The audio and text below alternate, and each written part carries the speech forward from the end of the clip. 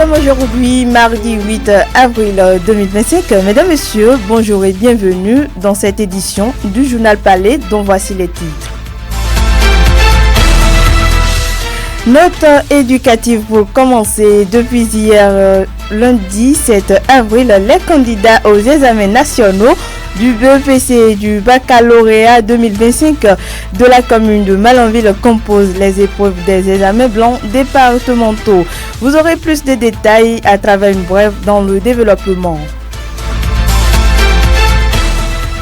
Autre information à présent, 9 années sont passées après l'accession du président Patrice Talon à la tête du gouvernement béninois. Dans ce journal, vous suivrez l'avis de quelques citoyens béninois sur la gestion du régime en place. Restez des nôtres donc.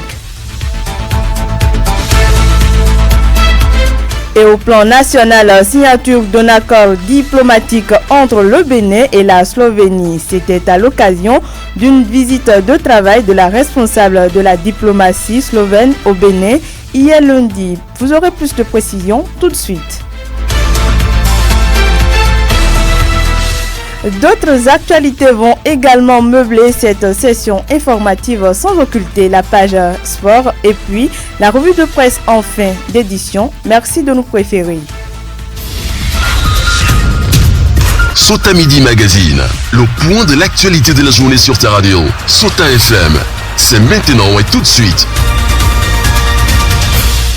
Une brève pour commencer, examen blanc du départemental du BEPC et du baccalauréat 2025. Les compositions se poursuivent au niveau des centres de composition de la commune de Malanville. En cette deuxième journée, tous les acteurs concernés pour la bonne marche de cet examen ont répondu présent conformément au calendrier de l'examen et tout se déroule sans anicroche. Cette composition se poursuit au niveau du centre de Guéné et celui de Malanville jusqu'à demain selon les informations recueillies du superviseur général du centre du collège d'enseignement général 1 de Malanville. Nous ferons le point dans nos prochaines éditions. D'une information à une autre, la ministre des Affaires étrangères et européennes de la République de Slovénie séjourne au Bénin depuis quelques jours. Madame Tandia Fajon a été reçue en audience hier lundi 7 avril 2025 par son homologue béninois Olusegun Adjadi Bakari. Les deux ministres ont eu un tête-à-tête et par la suite ont procédé à la signature d'un mémorandum d'entente sur les consultations politiques et diplomatiques entre le Bénin et la Slovénie. Au terme de la séance, la ministre des Affaires étrangères de la Slovénie a fait une déclaration. Ces propos sont traduits par le protocole. Suivez plutôt. Like-minded countries, we both support strongly multilateralism. Je suis venu au Bénin pour rencontrer donc les autorités béninoises et particulièrement le ministre des Affaires étrangères. Et ce matin, donc, nous avons échangé, nous avons signé 2 documents de coopération et qui représentent pour nous la première étape sur le plan de notre développement économique et de coopération entre le Bénin et la Slovénie. Et il faut dire aussi que je représente également l'Union européenne et nous avons, avec le ministre des Affaires étrangères, parlé donc de l'importance du Bénin, du fait que le Bénin est un pays stratégique dans le cadre donc du développement international. Et nous avons fait comprendre donc aux autorités béninoises aussi que prochainement, au sommet donc que nous allons avoir entre l'Union européenne et l'Union africaine, le Bénin est attendu.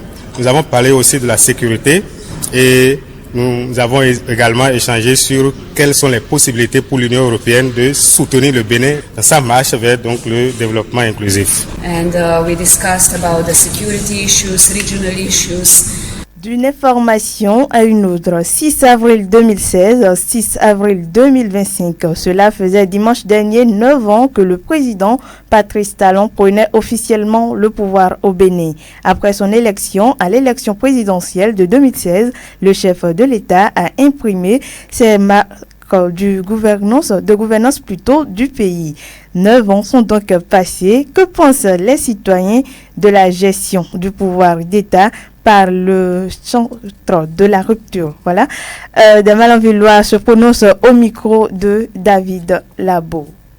La gouvernance du président Talon pendant ces 9 dernières années. En termes de réalisation, je crois quand même qu'actuellement Malanville est en chantier depuis 2 à 3 ans maintenant. Il y a eu aussi des infrastructures sous son mandat, notamment le stade et puis les voies qui sont en plein chantier. Et toutefois, au niveau du capital humain, on n'a pas vu un réel changement. J'ai comme impression que le gouvernement actuel, c'est Cotonou qui constitue le Bénin. Parce que comparativement aux autres communes, voir les réalisations et revenir à Malanville, on voit que rien n'a été fait. Je dirais que les 9 ans de Talon, c'est à saluer. Puisque quand tu prends la commune de Malanville, il y a eu beaucoup de changements. Avant, on allait jouer sur la terre plate. Aujourd'hui, quand tu vas au stade, tu sais que vraiment, c'est du jamais vu. On se croit en Europe. Quand tu prends la voie 40 qui est en train d'être réalisée. Au niveau du giratoire, aujourd'hui, il y a quelque chose qui est en train d'être réalisé là-bas pour les jeunes. Il y a le projet COSO qui est un projet du gouvernement. Non seulement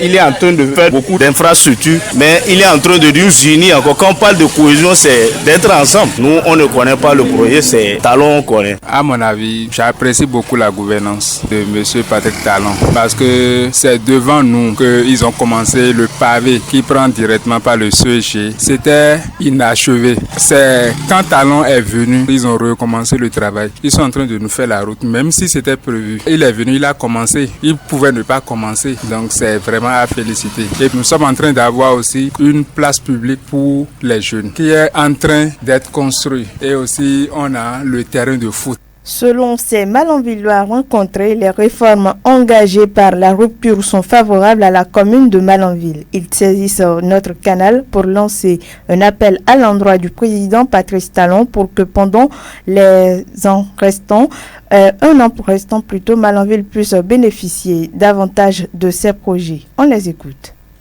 Ce que je peux dire, c'est que le Bénin ne se limite pas à Cotonou, il y a aussi le Nord. Il faudrait que le président pense aussi à Malanville. Même si on dit qu'on investit dans des infrastructures, on ne peut pas dire que Malanville a des infrastructures. Nous voudrions, avec toute sa générosité et tout le sacrifice déjà fait dans le Sud, qu'on nous donne aussi un peu dans le Nord, et particulièrement à Malanville, afin que nous puissions dire à la fin de son mandat que tout le pays a été couvert. Il a fait ce qu'il peut, mais tant qu'il reste à faire, je crois qu'il y a encore beaucoup de choses à faire. Talon, il a même dit ça. Il a dit que lui ne regarde pas l'Afrique, l'Europe. Et vraiment, nous espérons beaucoup. On est en train d'espérer de lui. Il y a d'autres choses qui n'est pas encore réalisées, de penser toujours à la commune de Malanville. Tu vois, nos voies ne sont pas trucs là. Quand tu viens à Malanville, on a un seul truc là qui est réalisé. Pavé du collège, ce n'est pas encore ça. Il y a plusieurs voies qui n'est pas praticable. Il n'a qu'à penser à Malanville. Il ne nous a pas oubliés, on l'attend. Dans les 1 an à venir, nous avons la chance de gagner encore beaucoup de choses. C'est de continuer son travail comme cela se doit pour que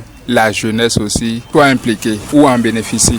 1 an, ce n'est pas beaucoup. 1 an, ce n'est pas petit non plus. On peut toujours espérer. Beaucoup de choses peuvent se faire encore. Il a déjà laissé beaucoup de traces positives. Donc, on ne peut que le remercier et l'encourager pour que le peu de temps qui reste, qu'on trouve encore le meilleur. Au-delà de Malanville, quelques citoyens béninois se sont également prononcés sur les 9 ans de gouvernance du président Patrice Talon. Écoutons Wilfried Odjoubele, fascinant, leader d'opinion, résident dans la commune de Koubé. Il approuve les réalisations du gouvernement.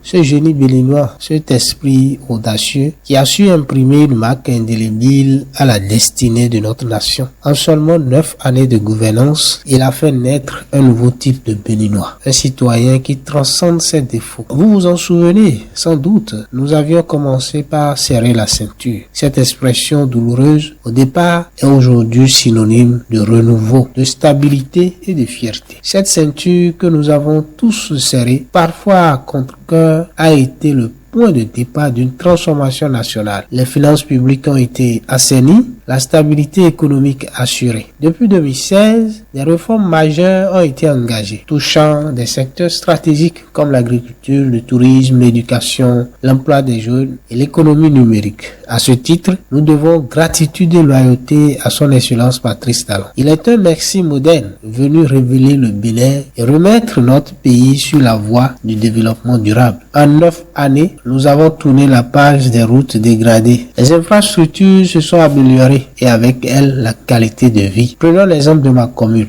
la commune de Koubé. Elle est aujourd'hui méconnaissable. Depuis 2016, le Bénin a réécrit son histoire aux côtés du président Patrice Talon. Une histoire qui séduit les investisseurs et renforce la fierté nationale. Certes, le changement a été brutal pour certains. La rigueur, souvent interprétée comme austérité, aujourd'hui, l'intégrité est exigée, le mérite valorisé. Cette gouvernance s'est consolidée autour d'un socle de rigueur. Toutefois, il y a des insuffisances remarquables dans la gestion du pouvoir par le régime de la rupture.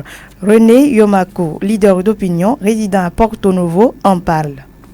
Après 9 années de gouvernance du président Patrice Talon, l'heure est peut-être à un bilan. Il serait injuste, sans complaisance, de nier les efforts fournis en matière de gouvernance, mais au-delà de ces avancées visibles, de profondes insuffisances persistent et méritent d'être soulignées. Notamment le tissu social s'est considérablement fragilisé. Nous voyons la jeunesse dans une précarité. Les fonctionnaires qui ont peur parce que peuvent être renvoyés à la retraite.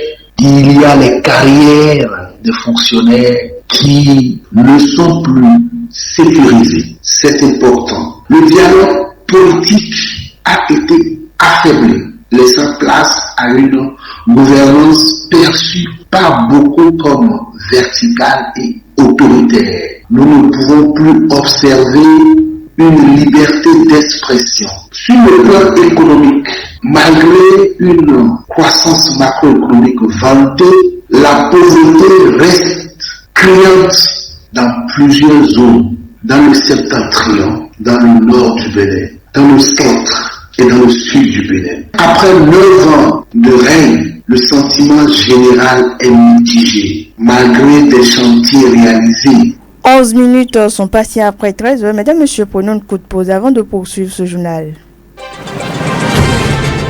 Sota Info Midi, le point de l'actualité sur ta radio. Aucun numéro non enregistré n'est fonctionnel depuis le 30 mars dernier. Comme annoncé, les numéros de téléphonie mobile non mis à jour sont déconnectés. L'autorité de régulation de la communication électronique et de la poste a mis à exécution son ultimatum de mettre hors usage les contacts qui ne se sont pas régularisés au niveau des agences des réseaux GSM. Une formalité appréciée diversement par les utilisateurs. Suivant Marambi Alimi, Tanti et Adjovi Hakim. Moi-même qui est en train de parler là, je suis dans le cas même. Depuis qu'ils ont lancé le lancement de mise à jour des SIM, sans vous mentir, ça fait 8 fois que je suis parti. Et on fait tout, mais je mets la main, on lave la main, je fais tout, ça ne marche pas. MTN ou Move, même ça ne marche pas. Et on m'a appelé plusieurs fois de la direction d'aller pour la mise à jour. Et je vais, c'est la même chose. Je suis parti dans les petites agences là aussi, ça ne marche pas. Côté MTN, côté Move, pour voir l'agence qui est là. Il me dit que lui n'a pas ce temps-là. Il n'a pas le temps. J'ai payé 6 mois de service. Mais pour eux, ça a marché. Et mon mari, pour lui, même, il a fait ça. Mais ça ne marche pas. Pour lui, là, ça ne marche pas. C'est lui, j'ai entendu d'appeler même tout à l'heure qui était arrêté. Ça ne marche pas. Oui. La mise à jour des numéros de téléphone, à mon avis, là, vraiment, c'est trop de trucs là. Arrivé au niveau des agences, là, il n'y a même pas de l'accueil d'abord. Et si tu viens, il peut te dire qu'il n'y a pas de courant, il n'y a pas si, même s'il y a de courant, ils vont te faire ça et puis après, ils vont te dire que ça ne marche pas. Profitant de notre canal, ces citoyens n'ont pas manqué de laisser un message à l'endroit des différents agents de ces réseaux sociaux. On les écoute. Le message que moi j'ai à lancer au niveau des réseaux sociaux là, vraiment, ils n'ont qu'à essayer de voir une autre stratégie. Parce que c'est pas les mains de tout le monde qui prend la chose là. La main là ne marche pas et nous satisfait quoi. Mais les agents aussi là, ils n'ont qu'à savoir accueillir les clients. Ce que l'agence Move de Malanville m'a dit le jour-là, il m'a dit que lui n'a pas ce temps. Il ne va pas perdre son temps comme j'ai fait au moins le jour-là, ça fait au moins 7 fois ça que je suis parti. Il me dit que lui n'a pas ce temps, perdre son temps pour ça. J'ai dit, ils ont dit que si de venir dans l'agence, sinon ils vont me couper. Il me dit que s'ils vont me couper, ils n'ont qu'à me couper. Donc, c'est ça qui m'a très découragé. Problème même à côté de nous, les femmes, là, qu'on n'est pas fréquenté là, c'est problème. C'est que tu m'as demandé aussi là même, c'est bon. Maintenant, on dit de faire ça. Nous qui ne savons pas faire 1, 2, 3, là, comment on va faire? C'est ça, moi, je pense. C'est ça. Maintenant, c'est qu'on me montre tout là. Moi, je ne connais rien dedans. Si je suis dans un autre village, comment je vais faire? On dit, faut faire comme ça. Je ne peux pas faire. C'est ça, on va avoir pitié de nous pour amener les choses là en bas à cause de nous, les femmes. Mais mon message doit aller directement à leur supérieur, quoi. Si leur supérieur peut revoir un peu ceux-là qui n'arrivent pas à nous satisfaire, là. Si on peut les former encore ou bien pour qu'ils puissent avoir un peu de l'accueil encore, ce serait bon. Parce que si tu viens chez eux, ils ne taillent même pas d'importance à toi. Les manques de formation, quoi. Faut qu'ils les informent un peu pour qu'ils puissent faire le travail bien et encore satisfaire la population. Mesdames, Messieurs, je vous invite à suivre la revue de presse de Lukman Warouteou. Suivez la revue de presse sur Souta FM. Amis de la plume et du papier, mesdames, messieurs, bonjour. Dans l'actualité ce mardi, plusieurs sujets sont abordés pêle-mêle par les confrères. Démarrons avec la diplomatie, le matinal, le pays émergent, quotidien Le Meilleur, décryptage info et bien d'autres publications rapportent la signature d'un accord entre le Bénin et la Slovénie. Le ministre des Affaires étrangères, Olusegun Adjadi Bakari, a reçu hier lundi 7 avril son homologue de la Slovénie, Tanja Fajon, informe le matinal qui précise que la rencontre s'inscrit dans le cadre de la visite de travail de la chef de la diplomatie slovène au Bénin. À l'issue des échanges poursuit la livraison, les deux pays ont signé un mémorandum d'entente sur les consultations politiques et diplomatiques. Le journal, mais également quotidien Le Meilleur, estime que la Slovénie et le Bénin scellent un accord historique. Et dans la suite, à l'Assemblée nationale, le matinal annonce que l'institution parlementaire ouvre sa première session ordinaire jeudi 10 avril 2025. Les députés sont conviés à la cérémonie d'ouverture officielle prévue pour se tenir au palais des gouverneurs à Porto Novo, détaille la publication qui en publie l'intégralité du communiqué rendu public à cet effet par le président Louis Vlavonou. Pendant ce temps, le vote à l'Assemblée nationale de la loi sur la chefferie traditionnelle au Bénin continue de faire couler beaucoup d'encre de salive. La Nouvelle Gazette informe que dans une déclaration dont l'intégralité est publiée par le journal, les Omaïcha de Glazoué réclament leur trône. Les autres détails à lire dans le colonne du journal. Et loin des palais royaux, l'informateur informe qu'hier lundi 7 avril à la Criette, le ministère public a déclaré être convaincu que Steve Amoussou est frère Ouvi et qu'il ne va pas manquer de démontrer. Steve Amoussou est frère Ouvi, je vais le démontrer, déclare le ministère public qui par la même occasion, rapporte le journal, appelle la défense à tenter de démontrer le contraire. Les réquisitions contre Steve Amoussou sont renvoyées au 14 avril 2025, informe la Nouvelle Gazette. En attendant donc cette date en autre politique, Matin Libre s'intéresse aux élections générales de 2026 et fait constater que la mouvance se serre les coudes, mais l'opposition part en vrac. Justement, analyse Dynamise Info, l'opposition au régime de la rupture telle qu'elle fonctionne, avec des regroupements réunis au sein d'un cadre de concertation et une autre partie, à savoir Foscori pour un Bénin émergent et Volien en solo, n'apporte pas de garantie pour la tenance souhaitée au sommet de l'État dès 2026. Elle arrange bien au contraire par sa division les affaires du camp d'en face, habitué à profiter des brouilles pour faire atteindre ses objectifs, commente Dynamise Info qui déduit que seule une véritable synergie d'action pourrait acter l'alternance. Et le même journal, ainsi dans les dernières secondes, c'est-à-dire Dynamise Info, parle des nombreuses plaintes à l'encontre de Junior Natambou. C'est un cas tiré au clair par la justice, exhorte le journal. Un jeune qui avait toutes les chances de conserver sa réputation, mais qui tombe dans des travers du fait visiblement de son attachement au gain facile et rapide. Junior Natambou est aujourd'hui décrit de cette façon par la publication avec la perte de confiance que beaucoup plaçaient en lui. Perçu aujourd'hui comme un escroc qui empoche des ressources sans rendre de service, mon confrère estime que Junior Natambou qui tente de se défendre laisse à l'opinion l'impression d'un concitoyen menant une vie de malhonnête, mais qui se croit plus malin que les autres. D'où des appels à l'endroit de la justice béninoise pour se pencher sur le cas de ce jeune contre qui pullulent des plaintes, écrit le Canard. Voilà, mesdames, messieurs, l'essentiel de l'actualité, tel que traité par les publications ce mardi. Fin de cette revue. Merci de m'avoir suivi. À demain. C'était la revue de presse sur Sota FM.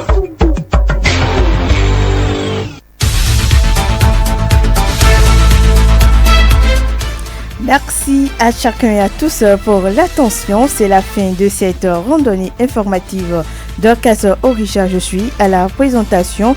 J'ai bénéficié de l'appui technique de Aboubakar Doko et à l'édition Aminou Dosso. Passez un excellent après-midi. C'était Sota Midi Magazine, le rendez-vous informatif de la mi-journée.